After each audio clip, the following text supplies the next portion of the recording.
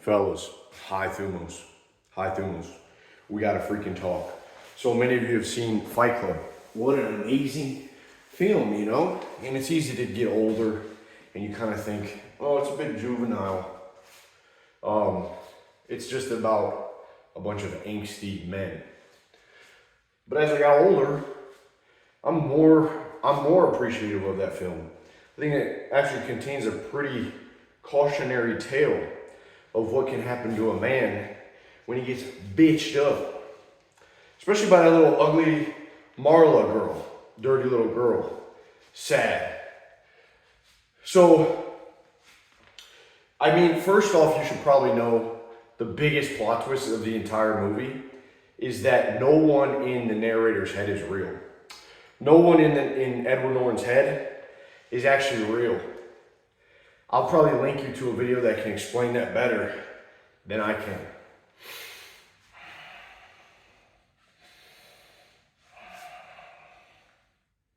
So no one's real. Tyler Durden's fake. Bob's fake. What do they call him? His name was Robert Paulson. He's fake. Jared Leto's fake. Marla's fake.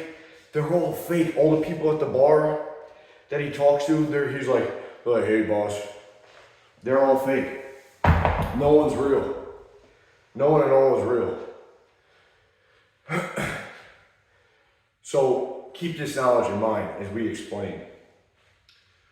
Let me catch my breath.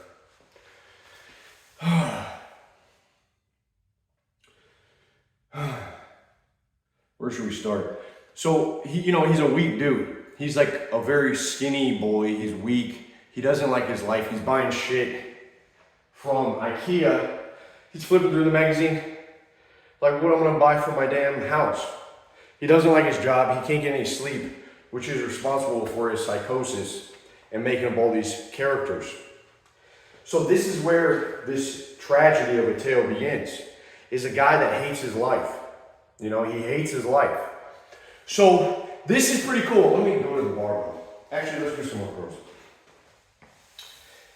This is where things get interesting. In our movie, he takes off on a plane. I find this funny because he meets Tyler Durden on a plane. Okay? Since I started doing meetups, we have meetups in the High Thumos group. Every time I get on a plane, dude, you're vulnerable. You're stuck in that metal tube. You're like, this could be it. Might be going down. Whoops. So I feel you start bargaining with yourself or with God or who, you start, man, when I get down, I'm going to be better.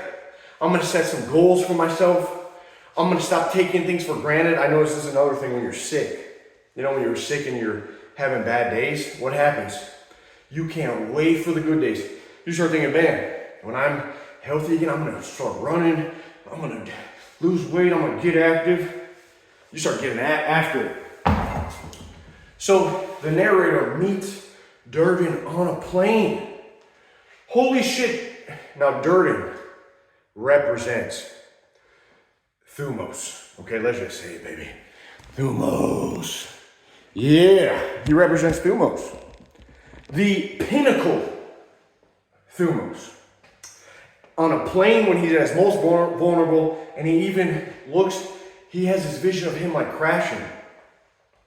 So, that life force, that fire in the belly, that wanting to be better, he comes in contact with this figure in his mind, because none of them are real. He comes in contact with this idea that, holy shit, man, I'm gonna be better. Ah! Ah!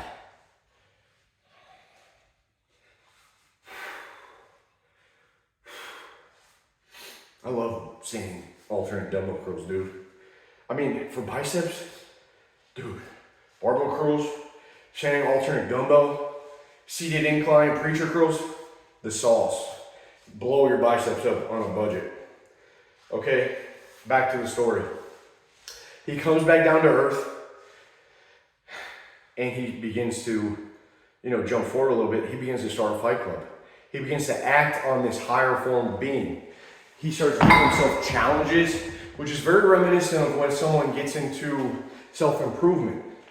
And if you look at Tyler, he's like the pinnacle, dude. You gotta keep this in mind. The pinnacle is shredded. He's got everything that he wants that he never was. And he almost seeks to be like this person. And he starts to act out these goals. Project Mayhem, he starts to act out these goals that, that sort of archetype is telling him. He improves. He becomes something more. He accesses his strength. And so we go along the story, and he gets the boys together, that need for brotherhood. He becomes like this prominent figure. And it's like when he deals with Marla, and that's the interesting thing. When he's dealing with Marla, Tyler Durden is like, dude, get her out of here. Tyler Durden is the one that's banging her, but he's not getting attached. Like, he's not the one getting attached to her. And then when they're done, he's like, get her out of here. Because he knows that this potential relationship, if it takes too much of his energy and he gives it too much focus, is going to be the death of his higher self. Interesting. Like, that's when it gets very interesting. So, you never see him in the same room. And the simp in him, the little beta that is the narrator, Edward Norton, is almost envious. He's like, why does he get the banner? But I don't. He's kind of struggling with this like wanting to just make, have sex with her or be committed. So he's in this dilemma, but he does it. While Tyler's in the building, he doesn't let it happen.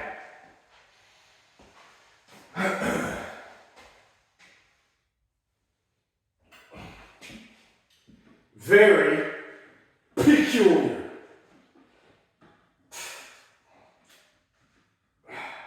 You can cheat on these too, man. Just as long as you can kind of hinge a little pop, boom. Just don't, you're not throwing all that, just a little pop up, boom. All right, so here we go. The momentum is built. The hero's journey is being complete. He's about halfway through. He's got some shit going on. He's rallied the troops. Now, the tragedy is this, and I believe you start to see it when he beats the shit out of Jared Leto. And he bloodies his face, and you can see what he says. He says to him, I wanted, so cringy, but he said, I wanted to destroy something beautiful. Now, why would he want to do that, dude? Why would he want to destroy something beautiful? Because he's a weakling at heart. He's a weakling at heart. And the journey got tough. And he fell into the psyop that was go back, remain comfortable, go to work, forget the pirate's life, because that's what Tyler Durden represented. The pirate's life. Things get rocky, dude. Things get rocky on the high seas. Things get rocky when you try to live and by your own means and not conform to the world.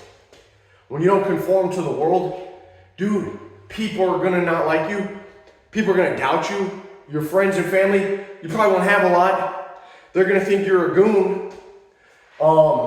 There's a lot of different games and things trying to bring you back down, like come back to civilization, quit being a pirate, quit living the high life, quit that shit, come back and be like the rest of us, be normal. So I really believe at this point, what's it showing, he started to hate aiming towards that beauty, aiming towards that higher self. He starts to get resentful of Tyler Durden, of that Thumos. He starts to lose it.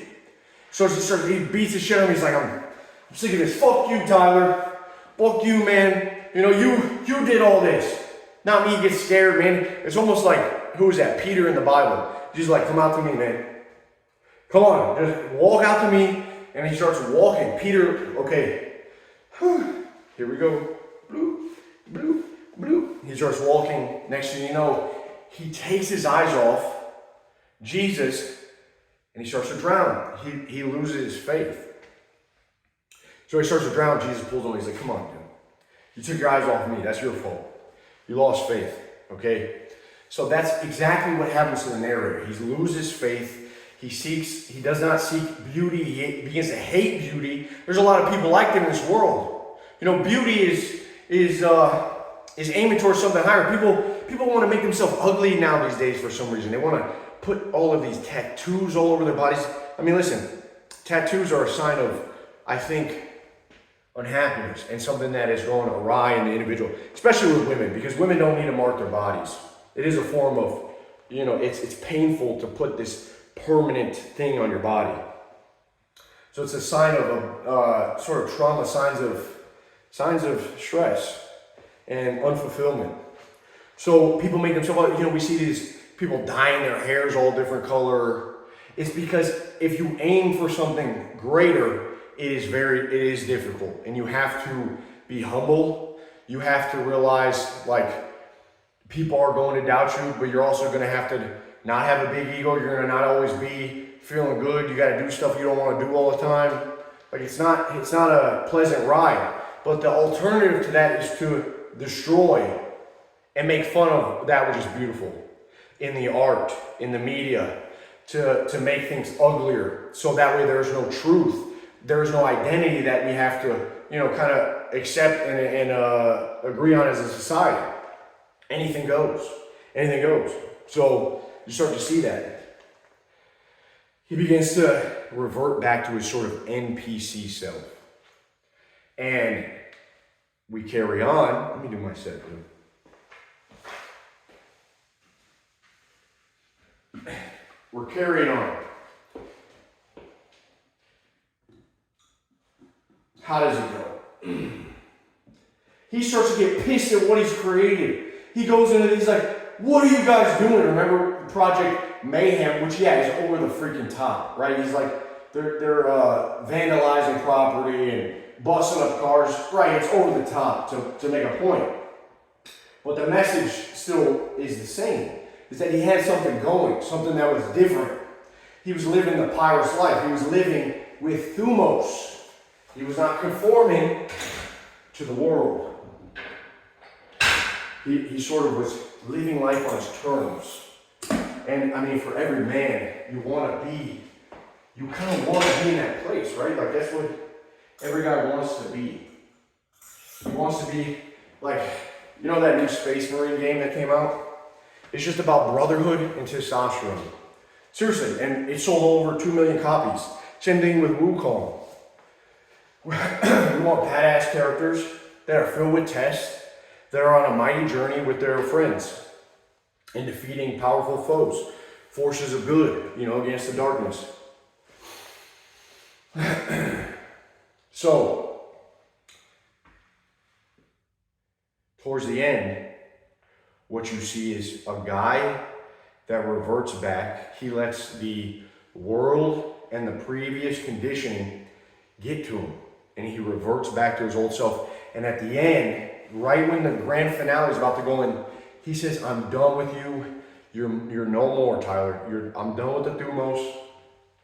I'm done with the games. I'm done with the missions. Project Mayhem is done. We're calling it quits. I want to be normal. There's all too much. And that's why there's no Fight Club 2, dude.